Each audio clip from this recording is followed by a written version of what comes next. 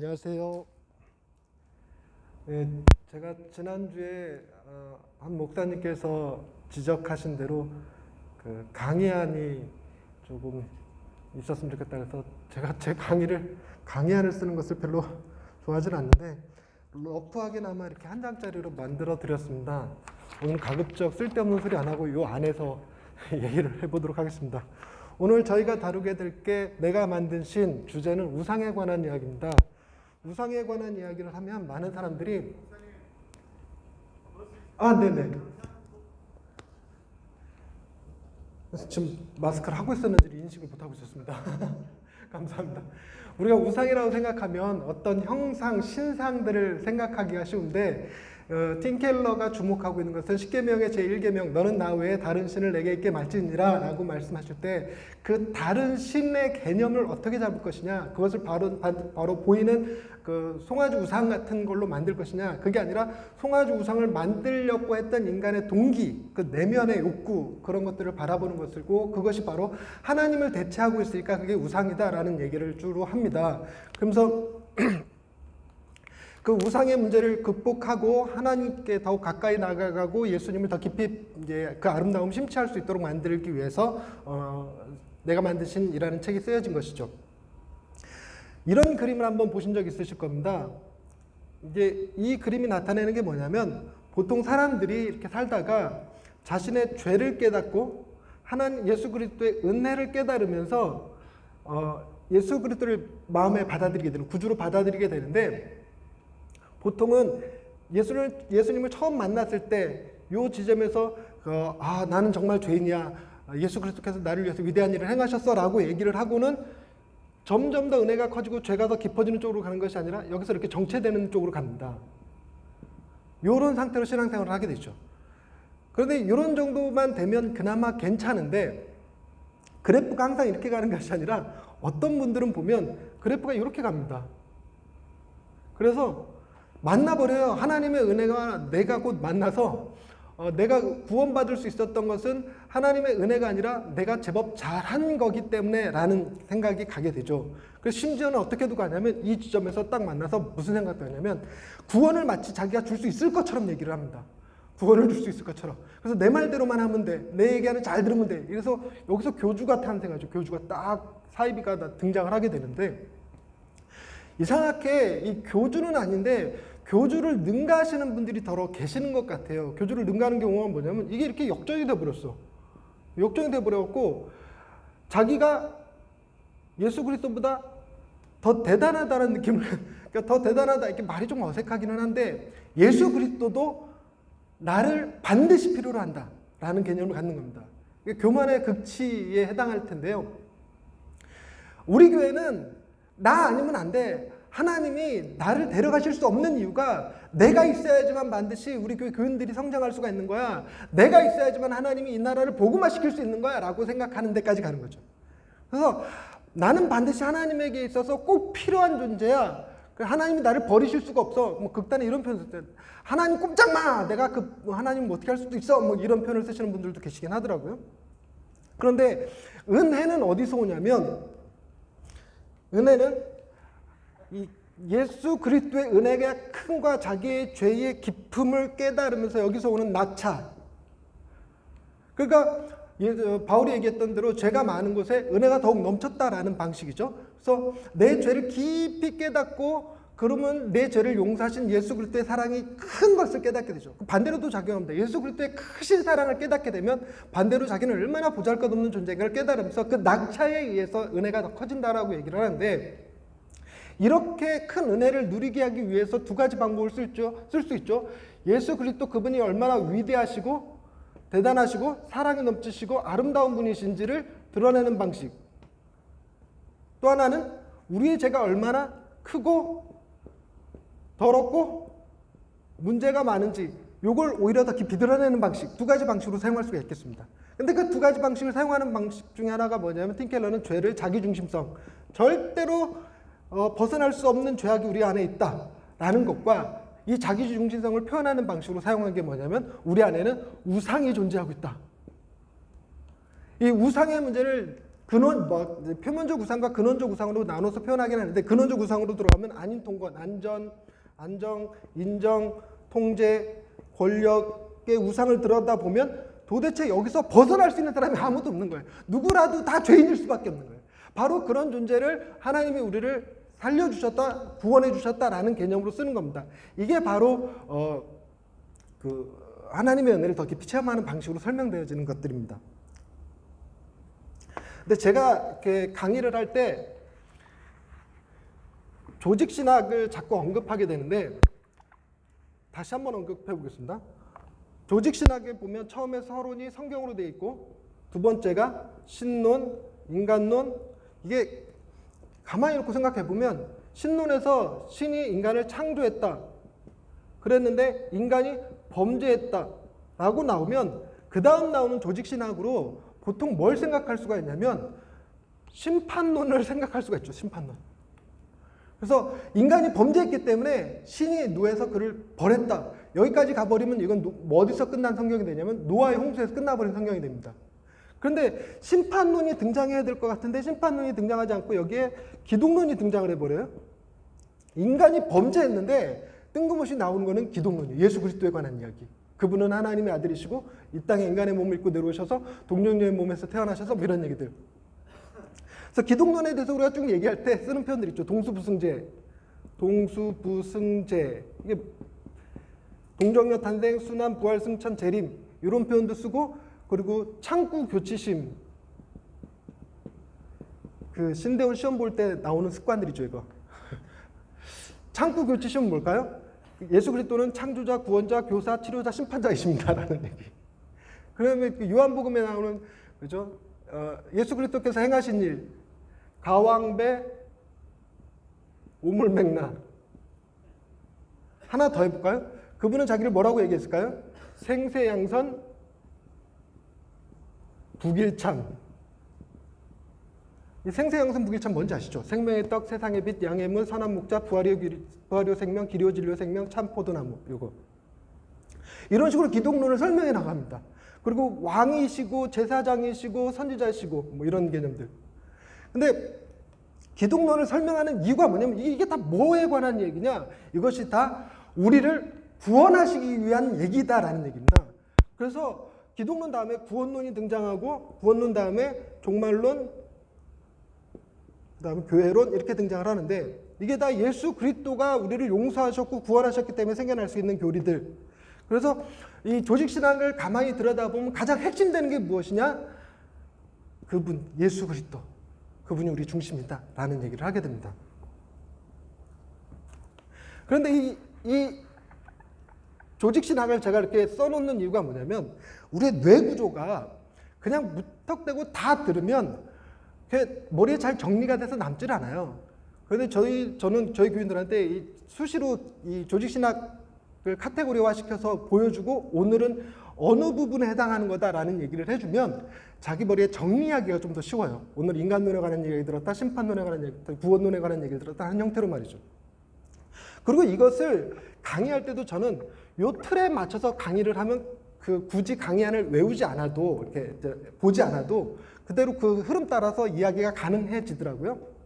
그런데 이것도 팀 켈러는 어떻게 나오냐면 창조, 타락, 구속, 나머지 회복.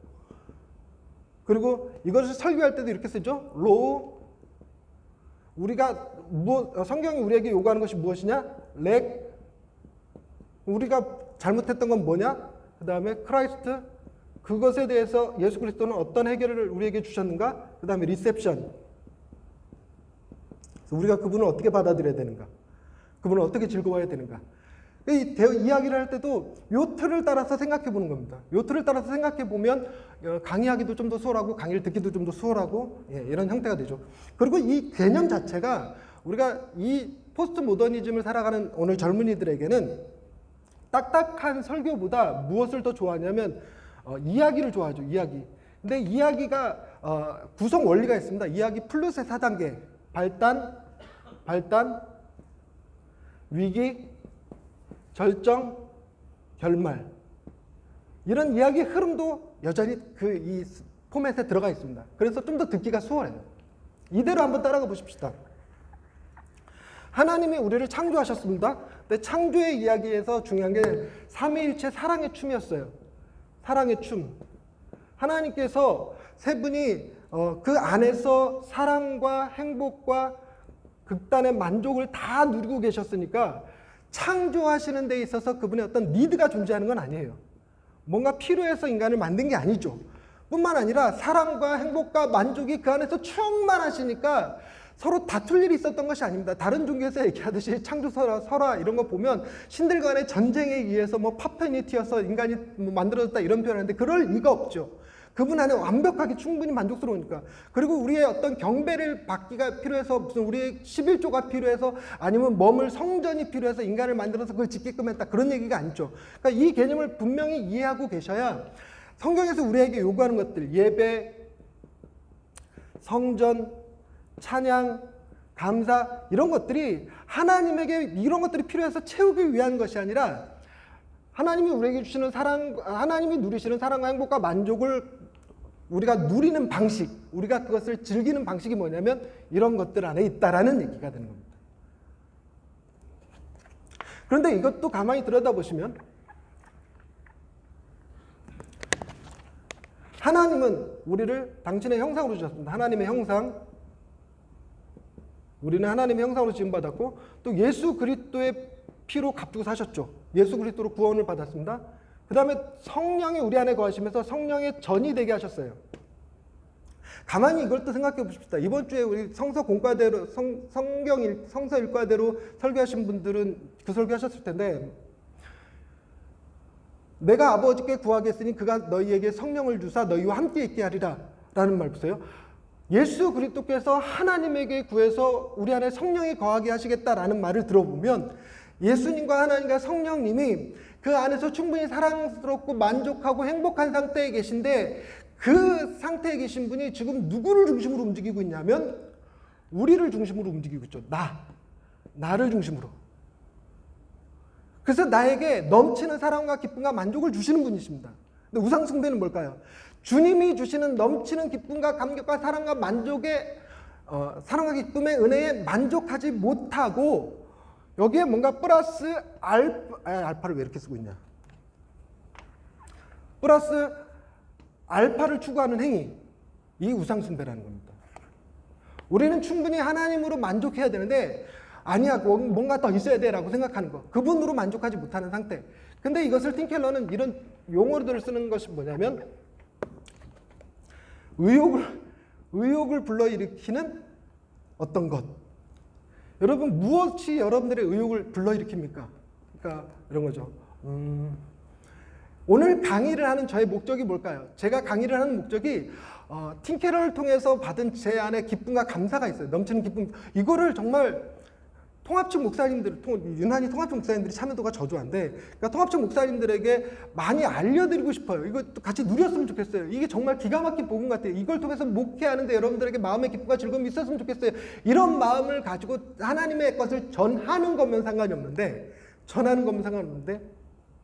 제게 이 의욕을 불러일으키는 것이 그런 데서 오는 것이 아니라 강의하면 돈 나오잖아라는 거에 내가 동기부여를 받으면 그것이 나의 의욕을 불러일으키는 것이 우상이 된다는 거죠. 그리고 또 하나 표현이 뭐냐면 애착관계. 내 마음의 애착관계를 형성하고 있는 게 무엇이냐라는 거예요. 이거를 좀 더 극단적으로 표현하면 제가 지난 시간에도 얘기했듯이 우리의 마음과 목숨과 뜻과 힘을 다하여 하나님을 사랑하라 그랬는데 과연 마음과 목숨과 뜻과 힘을 다하여 하나님을 우리가 사랑할 수 있는가? 불가능합니다. 그러니까 사람들이 그런 얘기예요. 어떤 사람, 저 정말 하나님을 마음과 뜻과 목숨과 힘을 다하여 사랑합니다. 그건 네 착각. 복음은 뭐냐면 우리는 우리가 생각하는 것보다 훨씬 더 큰 죄인이다라는 거예요. 그래서 그 착각이고 아니 착각이 아니고 진짜로 저는 정말 하나님을 내 마음을 다해 사랑합니다라는 것은 하나님을 사랑하는 것이 아니라 네가 하나님을 사랑하고 있다는 사실 그 자체를 즐기는 거예요. 그래서 나만큼 괜찮은 크리스찬이야. 난 하나님을 너무너무 끈질기 사랑하는 훌륭한 크리스찬이야. 라는 이미지, 그 도덕성, 이런 것들을 사랑하는 거라는 거죠. 이런 것이 우리 마음에 이 자리에 하나님이 차지하고 있지 않으면 마음과 목숨과 뜻과 힘을 다해 사랑하는 어떤 대상이 존재하게 됩니다. 이 대상이 자기 명예가 됐던 자기 가족이 됐던 저에겐 제 딸아이 같은 존재인데 제 딸아이가 됐던 그것이 곧 내 마음의 애착관계를 형성하는 것이 그것이 곧 우상숭배다라는 얘기를 합니다.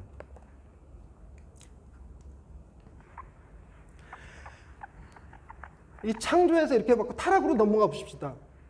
그러면 이제 아까 처음에 얘기했던 그림 기억나시죠? 이 그림에서 하나님의 은혜를 예수 그리스도의 은혜를 높이 드러내는 방식과 반대로 우리의 죄를 깊이 파내려가는 방식이 있죠. 타락해서 우리는 깊이 파고 들어가야 돼요. 결론 부분에서 여러분 내가 만드신 결론 부분에 이런 얘기가 나옵니다. 과연 우리는 바닥을 친 것인가? 바닥까지 내려갔는가? 아니요. 바닥까지 내려갔어도 우리는 죄인에 불과합니다. 뭐 해야 되냐면 바닥을 파야 돼요.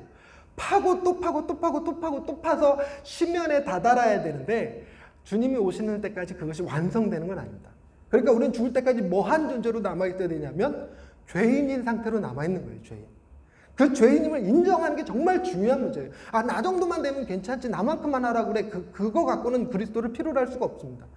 그래서 아무리 의롭다고 하고 당신은 정말 성자입니다. 목사님한테 목사님은 정말 법 없이도 살 수 있는 살아있는 부처님이세요 라는 말을 듣는다 할지라도 그런다 할지라도 우리의 마음을 더 깊이 파고 들어와서 끊임없이 내 죄악을 찾아내는 거죠. 이 극단에 다다르면 어디로까지 가죠? 바울이 표현했던 말 나는 사도 중에 제일 작은 자라 표현했다가 중간에는 그렇죠. 나는 교회의 작은 자 중에 더 작은 자라고 표현했다가 맨 마지막에 나는 죄인의 괴수라 라고 표현하죠. 죄를 더 많이 지어서가 아니라 자기의 죄를 더 깊이 깨달음으로써 도달할 수 있는 거죠. 자기는 죄인의 괴수다 그러고 어느 그 순간에서 바로 회복이 되었는가? 아니요. 더 깊이 들어갔을 거예요. 바울은 죽을 때까지. 그런 깊이 들어가는 마음이 뭘 견뎌낼 수 있냐면 여러분 죄인이 감옥에 가는 것은 당연한 겁니까? 잘못된 겁니까? 당연한 거죠. 자기가 죄인이라고 인식하고 있으면 감옥에 간 걸로 하나님을 원망하지 않겠죠. 근데 자기가 죄인이 아니라고 생각하니까 감옥에 간 것, 돌에 맞는 것, 파선의 위험, 강도의 위험, 배고픔과 굶주림 이것들을 견뎌낼 힘이 없는 거예요. 우리가 목회를 하면서 하나님 내가 목회를 하면 하나님께서 내 자녀들을 책임져 주셔야죠. 하나님 내가 하나님 일을 열심히 하면 하나님께서 우리 교회의 재정적 문제를 해결해 주셔야죠. 내가 잘났다는 얘기죠. 우리가 생각하는 것보다 훨씬 더 큰 죄인입니다. 내가 당하는 어려움과 고난은 지극히 당연한 거라고 생각하면 견디기가 좀 더 쉽죠. 고난을 견디는 힘이 거기서 오는 겁니다. 근데 타락의 문제를 다룰 때 여러분 팀 켈러가 얘기하는 죄란 뭐냐? 자기 중심성이다. 자기 중심성. 여기서 벗어날 수가 없습니다. 누구든지 다 자기 스스로를 위해서 일을 하는 거예요. 강의를 왜 듣는 거예요? 남 좋은 일 하자고? 아니요, 여러분 좋자고 하자는 거예요. 여러분 좋자고. 전 강의 왜 하는 걸까? 나 좋자고 하는 거죠. 심지어 뭐도 있냐면 우리가 구제를 합니다. 가난한 사람들에게 내 재산을 털어줬어요. 내 재산을 털어줬는데 그것이 누구를 위한 일이었냐? 그 가난한 사람을 위한 일이었습니다. 아니에요. 내가 이런 정도로 훌륭한 사람이다라는 걸 누리는 거죠. 우리가 그런 얘기 가끔 합니다. 열심히 일해서 은퇴해갖고 받은 퇴직금을 교회 성전 건축하는데 다 들였습니다. 그러면 뭔가 위대하고 훌륭한 것 같죠. 그래서 정말 집사님, 장로님 정말 대단하십니다. 믿음이 훌륭하십니다. 거의 성자 수준이십니다. 안 그렇습니다. 그분은 그 돈 들여서 뭘 산 거냐면 나는 이런 사람이다라고 하는 이미지를 산 거예요. 다 자기를 위한 일입니다. 자기 중심성에서 벗어날 수가 없어요. 이 자기 중심성에서 벗어나지 못하니까 우리가 뭐에 더 다다를 수 없냐면 하나님이 그 삼위일체 안에서 누리셨던 타자지향적 사랑의 관계, 타자지향적 사랑의 관계를 누릴 수가 없습니다. 이걸 누릴 수 없으니까 여러분 이 두 개를 가만히 비교해 보시면 하나님이 하시는 모든 일은 하나님 자신의 영광을 위한 일이 아니라 남을 위한 일. 좀 더 극단적으로 표현하면 우리를 위한 일을 하신 거죠. 근데 우리는 하나님을 위해 일을 한다고 말하지만 하나님을 이용해서 우리의 일을 하고 있는 거죠. 우린 자기 중심성에서 벗어날 수 없어요. 그러니까 아무리 열심히 선교를 하고 목회를 하고 헌신을 해도 우리는 죄인입니다라는 고백을 갖게 만드는 힘, 나는 자기 중심성에서 벗어날 수가 없다. 자기 중심성 계속적으로 반복적으로 얘기하는데 마음을 작동하는 두 가지 원리, 하나는 이기심에서 작동하고 또 하나는 두려움에서 작동하죠. 우리가 신앙생활하는 이유, 천국 가고 싶어서 혹은 지옥 가기 싫어서 둘 중에 하나는 거예요. 근데 회개도 이렇게 작동합니다. 회개. 우리가 회개하는 이유가 뭘까? 회개 안 하면 지옥 갈까 봐. 이거 자기 기만이고 자기 기만이 아니고 정확한 표현을 뭘 쓰죠? 자기 연민. 자기 연민. 아니면 회개를 통해서 천국에 가려고 이렇게 작동한다는 거죠. 그래서 회개에 대해서 얘기할 때 두려움에 근거한 회개를 할 게 아니라는 거예요. 하나님이 너무 무서워서 두려움에 의한 회개를 할 게 아니라는데, 제가 이 강의를 하면서 학생들 만나서 얘기를 나눠보면 회개를 했을 당시에 주로 어떻게 해서 회개에 도달하게 되는가 하면, 어릴 적에 그 인형극 보면 지옥에 간 누구 이야기 뭐 이러면서, 지옥은 뭐 불이 꺼지지 않는 곳이고 구더기가 평생 있는 곳이고 네가 회개하지 않으면 이런 곳에 가. 그러니까 지옥에 가는 게 너무 무서워서 회개했대요. 근데 지옥에 가기 위해서 회개한 것은 회개한 게 아니라 회개 그 자체가 결국은 또 뭐가 되냐면 죄가 되고 맙니다. 두려움에 근거한 자기중심성이죠. 자기중심성. 그래서 팀켈러는 두려움에 근거한 회개가 아니라 기쁨에 근거한 회개가 돼야 된다는 거예요. 그러니까 기쁨 없는 회개는 자기 연민이고, 회개 없는 기쁨은 얄팍한 거라서 행동의 변화를 이끌어내지 못한다고 얘기해요. 잠깐의 감동만 줄 뿐이라고. 기쁨에 의한 회개는 이미 우리는 회개를 하기 전에 죄가 이미 용서받았어요. 회개를 해야지만 그 죄 용서가 우리에게 적용되는 게 아니죠.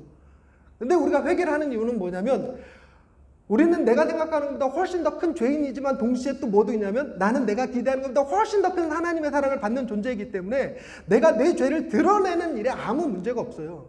그것이 도리어 기쁨이 됩니다. 이 두려움과 기쁨을 가만히 다른 방법으로 생각해 보십시다. 여러분, 살인죄가 있고 간음죄가 있고, 세 가지 얘기하려고 했는데 하나 잊어버렸네. 여러분, 누가 살인한 자입니까? 옛사람의 이른바 살인하지 말라 했으나 나는 너에게 이르노니 형제에 대하여 라가 욕하는 자도 살인한 자다. 더 깊이 들어가 버렸죠. 이 깊이 들어가면 저와 여러분은 살인한 자입니까? 아닙니까? 살인한 자죠. 여자를 보고 음욕을 품는 자마다 간음한 자다. 저와 여러분은 간음한 자입니다. 그런데 이게 다른 관점으로 해석이 되는데, 예수님께서 마태복음 5장에서 그 산상수훈을 이야기하기 전에 그 앞서서 마태복음 4장 끝에 수많은 지역에서 각종 귀신 들린 사람, 병든 사람들이 다 주님 앞에 나오니까 그들을 치료하시고 따로 산에 올라가시니까 사람들이 몰려왔단 말이에요. 그러고 나서 그들에게 이제 산상수훈을 얘기하시는데, 산상수훈을 얘기하면서 니들은 잘못해서 니들은 죄인이야, 니들은 살인한 자야, 니들은 간음한 자야 라고 얘기하려는 목적이 아니었다는 겁니다. 어떻게 보냐면, 너희의 의가, 이거 앞서서 나오는 게, 너희의 의가 바리새인과 서기관의 의보다 낫지 않냐면 결단코 천국에 못 들어가요. 결단코. 그런데 그럼 바리새인과 서기관의 의는 훌륭한가? 나는 너희에게 옛사람이 말한 바 살인하지 말라 했으나, 이건 바리새인과 서기관들이 하는 얘기죠. 근데 나는 너희에게 이르니 형제에게 라가라 하는 자도 다 살인한 자다. 그러면 바리새인과 서기관들은 살인한 자입니까? 아닙니까? 증인, 거기 모여있는 사람들이 증인이에요. 바리새인과 서기관들로부터 라가라는 소리 들었던 사람들, 욕을 들었던 사람들. 그러니까 바리새인과 서기관들도 살인한 자입니다. 그리고 바리새인 서기관들도 당연히 남자는 다 음욕을 품었겠죠. 음욕을 품었겠죠. 그런데 이게 내면의 깊은 우리의 마음속까지, 동기까지 싹 들여다보시고 이것을 뭐로 규정하냐면 죄로 규정하셔야, 주님이 이것을 죄로 규정하셔야 주님이 우리의 죄를 담당하여 십자가에 죽으셨다는 사실이 얼마나 안도가 되냐는 거예요. 주님이 우리를 대신해서 십자가를 지신 것은 우리의 내면적 감정이 아니라 표면적 행위, 살인했느냐, 간음했느냐, 도둑질했느냐, 거짓말했느냐라는 그 표면적 행위만 가지고, 그 죄만 가지고 십자가 달려 돌아가셨다면, 사탄이 하나님 앞에서 우리를 고소할 때 우리의 죄가 여전히 그대로 남아있어요. 하나님, 제 살인하진 않았지만 다른 사람들 욕하는 거 내가 여러 번 봤대요. 내가 저 사람 도둑질 안 한 거 보증할 수는 있지만 탐심을 품는 건 여러 번 봤대요. 이렇게 얘기할 수 있는 거죠. 그러니까 주님께서 이 죄를 깊이까지 들여다가서 마음의 이 중심서까지 깊이 다루심으로 이 죄가 우리에게서 해결되게 하신 거죠. 해결되게 하신 것. 감사한 거죠. 그러니 우리는 우리의 죄를, 내 마음에 있는 다른 사람을 미워했던 것, 탐냈던 것, 음욕을 품었던 것들에 대해서 드러내는 일이 두려운 게 아니라 그게 곧 내게 기쁨이에요. 이 모든 것이 다 용서받았으니까 나를 온전히 내 자신을 하나님 앞에 다 오픈해드릴 수 있는 거예요. 다 오픈해드릴 수 있는 거예요. 내 안에 이런 죄도 있었는데 그걸 다 용서하셨군요. 이렇게. 마치 예를 들자면 이런 겁니다. 제가 장신대에서 장애인 동아리 연합회 회장을 했어요. 장애인 동아리 회장을 했었습니다. 그러니까 그걸 하면서 이제 했던 사업 중에 하나가 뭐냐면 선배 목사님들 찾아가서 장학금 받아오는 일을 했어요. 장학금 받아다가 학교 내 장애우 학우들에게 이 장학금을 나눠주는 일을 했습니다. 근데 제가 착각한 게 뭐냐면 저는 우리 학교 내 장애우 신대원의 장애우 학생들을 다 안다고 생각했어요. 다 안다고 생각했는데 그래도 그거를 그냥 뭐 아니까 이 사람 주고 이 사람 주고 이렇게 할 수 있는 게 아니고 공지를 내야 되잖아요. 공지를 딱 냈더니 제가 파악하지 못한 장애인들이 꽤 많더라고요. 근데 친구도 야 네가 어디가 장애야? 그랬더니 네가 몰라서 그냥 척추 몇 번이 잘못돼갖고 장애 등급 받았어. 이런 친구들. 그러니까 자기도 장학금 받아야 된다는 거예요. 저 너무 짜증스러웠어요. 야 니들을 위해서 내가 장학금을 마련해온 거 아니잖아. 양심껏 좀 하자. 좀 니들은 사역할 수 있잖아. 뭐 이러긴 했는데 마찬가지로 하나님이 우리에게 내가 너희의 모든 걸 다 탕감해줄게. 얼마 빚졌어? 라고 물어보면 여러분 몰래 꼼쳤던 거 들키지 않은 꼼쳤던 거 그거 내놓는 게 좋은 거 아닌가요? 다 용서해 주신대. 하나님 사실은 제가요 그 장부에 있는 5천만 원만 훔친 게 아니라 지난번에 길을 가다 저 책상 위에 있는 500원짜리 하나 집어왔어요. 이것까지도 내놓을 수 있는 거 그것도 기쁨으로 다 용서받았으니까. 그러니까 우리를 다 드러낼 수 있는 것 그것이 곧 하나님의 은혜였죠. 예수 그리스도께서 우리에게 행하신 일. 그런데 이 이기심과 두려움을 넘어서서 팀 켈러는 여기 플러스 우리에게는 우상숭배의 마음이 있다. 근데 우상숭배가 여러분 결코 예외가 없어요. 모든 사람에게 다 적용됩니다. 모든 사람에게 다 적용되는데 우상숭배를 우리 모두에게 적용한다는 말로 칼빈의 예를 들죠. 칼빈이 한 말이 우리의 마음은 우상공장이다. 여러 군데서 나오더라고요. 우상공장. 끊임없이 우상이 생성돼요. 우상이. 여러분의 우상이 해결되고 나면 또 다른 우상이 생겨납니다. 그거를 표현하는 방식이 뭐냐. 어릴 적에는 장난감이 좋아서 장난감이 나의 우상이었다가 어느 순간에 이성이 나의 우상이 되었다가 어느 순간에 돈이 나의 우상이 되었다가 나중에 뭘로 가죠? 권력이 나의 우상으로 가죠. 우상은 사라지지 않습니다. 대체될 뿐이죠. 대체될 뿐. 그래서 우리 마음은 끊임없이 우상이 만들어집니다. 그래서 우상을 내가 오늘 다 제거했다고 생각했는데 내일 아침에 보면 또 우상이 있어요. 그리고 이런 표현도 쓰더라고요. 우리 마음을 집이라고 하면 각 방마다 각 구석마다 모든 우상이 다 세워져 있다. 여러분 인정하셔야 됩니다.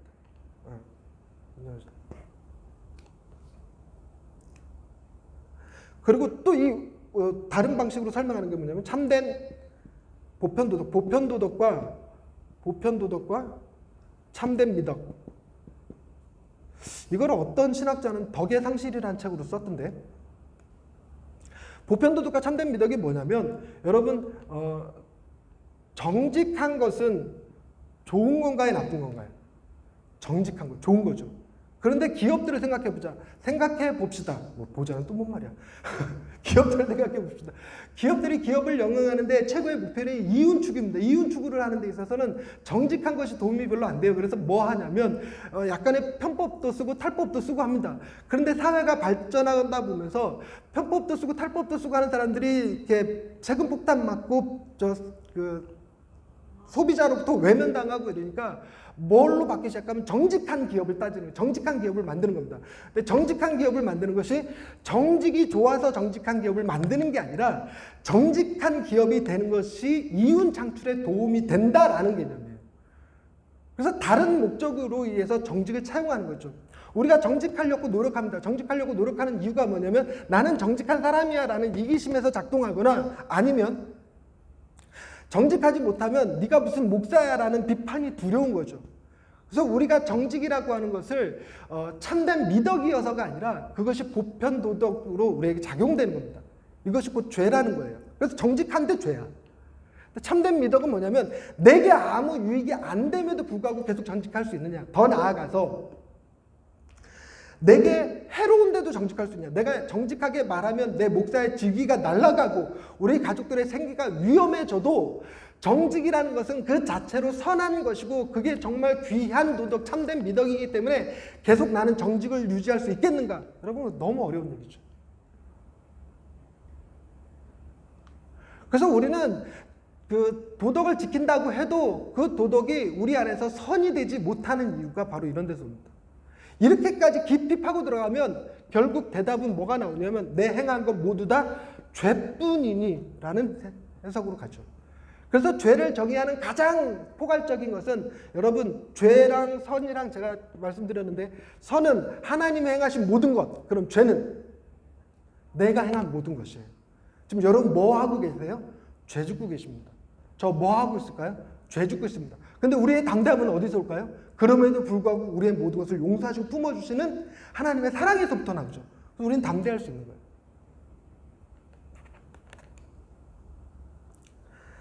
가까운 우상과 먼 우상.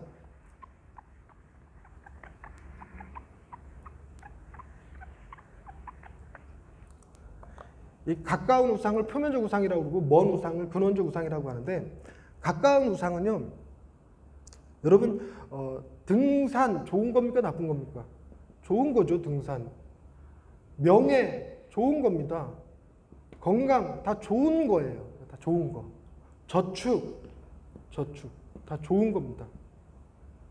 그런데 이 좋은 것이요, 가만히 그 깊은 내면에 들여다보면, 먼 우상을 들여다보면 왜 등산하고 있을까? 왜 명예를 추구하고 있을까? 라고 하는 것이요. 이 동기적 먼 우상을 근원적 우상 혹은 동기적 우상이라고 표현하는데, 이 동기적 우상이 아닌 통권 안에 갇혀 있습니다. 아닌 통권.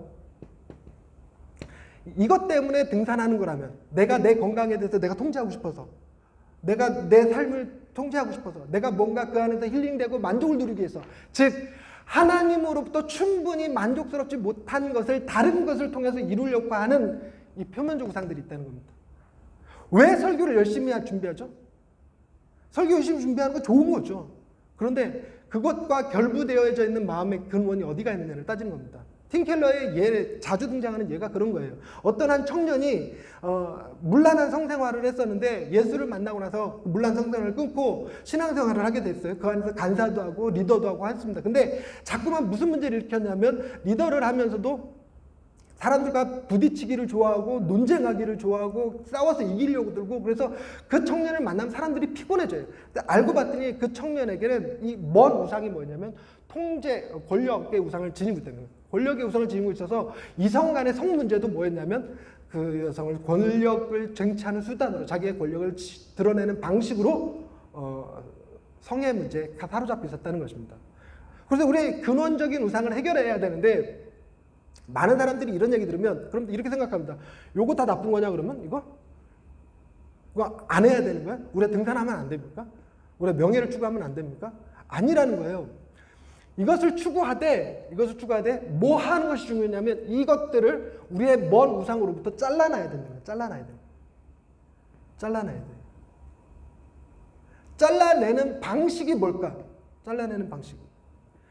우리가 생각할 때 이런 것들을 금욕하고 절제하고 투쟁하고 싸우는 방식일까? 아닙니다. 아니에요. 뭐 하는 방식이냐면, 이 우리의 먼 근원적 욕구, 동기적 욕구를 하나님으로부터 체험받는 거예요. 체험. 하나님이 너는 하늘에 나는 새도 들에 핀 백합화도 내가 먹이고 이쁘듯이 하물며 너일까 보냐. 하나님이 우리의 안정을 책임져 주신다. 너는 내 사랑하는 아들이요 내 기뻐하는 자라.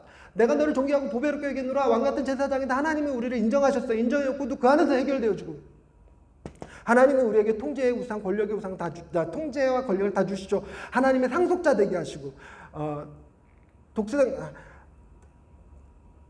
아들의 권세를 우리에게 주자. 정확한 표현이 생각이 안 나요. 도와주시겠어요? 그를 믿는 자는 하나님의, 감사합니다. 하나님의 자녀가 되는 권세를 주셨죠. 감사합니다. 그래서 그 권세들을 누리는 겁니다. 그걸 누림을 통해서 우리가 천사보다 더 나은 자, 귀신도 통제할 수 있는 자, 권력을 행사할 수 있는 자, 이거 하나님으로부터 충분히 채워줌으로 우리의 표면적 우상들이 이것에 의해서 조종당하지 않는 거예요. 조종당하지 않는 거예요. 이렇게까지 깊이 파내려가면서, 심지어는 우리는 우상을 원수까지도 우상으로 삼는다고 그러거든요. 원수까지도. 그러니까 이 말의 의미가 뭐냐면, 원수는 우리가 미워하지만 평생 원수 갚는 것을 내 인생의 목표로 삼고 살아가는 사람들. 그 원수 때문에 원수를 생각하면서 밤에 잠 못 자고 원수 갚으려고 온갖 머리를 쥐어짜고 그것에 집중하고 심지어 우리는 그래서 원수까지도 나의 우상으로 삼는 존재라고 얘기를 하는데 이것은 저쪽 극단이라면 반대로 여러분 하나님이 우리에게 주실 수 있는 것들이 있죠. 아까 얘기했던 사랑 하나님만이 우리에게 깊은 사랑을 주시고 그 다음에 만족을 주시고 행복을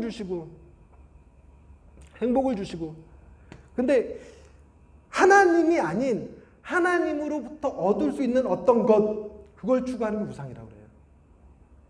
그래서 우리는 하나님을 열심히 믿고 하나님의 뜻을 따른다고 생각하지만 결국은 우리는 하나님 자체를 즐거워하는 것이 아니라 우리는 무엇을 즐거워하고 있느냐? 하나님이 우리에게 주실 수 있는 어떤 축복에 대해서 즐거워하고 있는 거죠. 하나님의 자녀됨의 기쁨을 누리려고 하나님을 믿는 것 이런 것도 다 우상이 된다는 겁니다. 우상 아닌 게 아무것도 없는 거예요.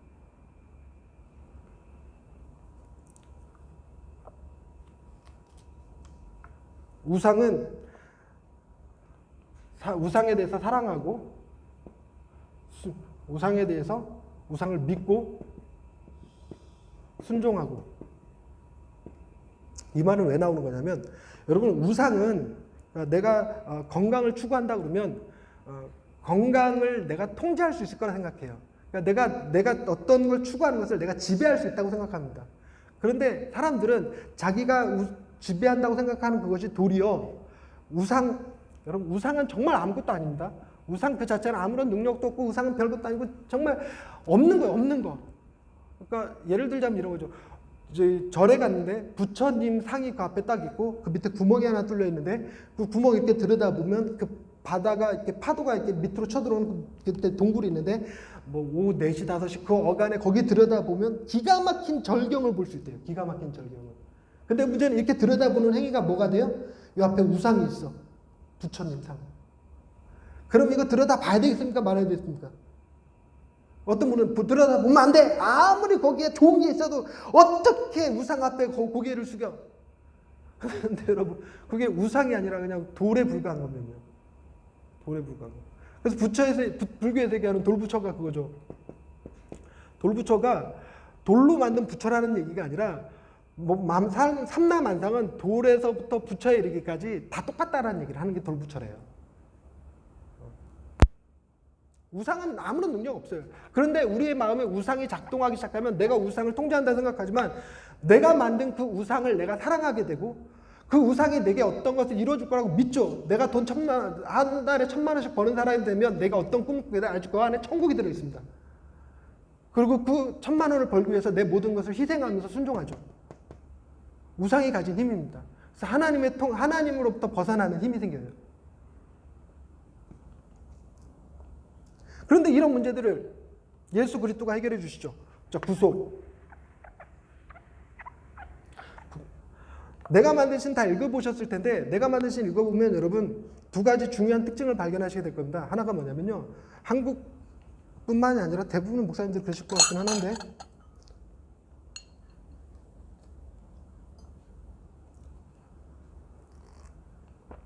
많은 목사님들이 성경을 위인전으로 읽으세요. 그래서 아브라함이 얼마나 대단한 사람인가, 다윗이 얼마나 위대한 사람인가, 요셉 봐봐라 얼마나 대단한 사람인가, 이걸 드러내는 걸 봅니다. 그래서 우리의 설교는 요셉이 행했던 일, 첫 번째 요셉은 이래서 하나님의 은혜를 받고 저래서 은혜를 받았고 이걸 얘기하길 좋아합니다. 그런데 내가 만든 실 가만히 보면 거기 아브라함 등장하고 야곱 등장하고 레아 등장하고 삭개오, 느부갓네살, 나아만 뭐 이런 사람들 등장하는데 요나까지 등장하는데 위인전으로 등장하지 않죠. 거기에 나오는 사람들은 다 뭐예요? 죄인입니다. 죄인. 그들의 행위가 악한 게 없을지라도 뭐까지 살펴서 죄인이라고 그래요? 그들의 내면적 동기까지 다 살펴서 죄인이라고 하죠. 그러니까 성경을 위인전이 아니라 악인전으로 읽어버립니다. 악인전으로 읽으면서 동시에 악의 문제를 어떻게 예수 그리스도께서 해결해내셨는가? 그 예수 그리스도를 드러내는 방식이 정말 기가 막힌 거예요. 아브라함에게서는 보면 아브라함이 모리아산에 아들 이삭을 데리고 올라갔으나 거기에 하나님이 다른 재물을 예비해 놓으셨다. 그러나 하나님은 또 다른 산에 당신의 아들을 친히 데리고 올라가서 그곳에서 죽게 하셨다. 레아를 얘기하면서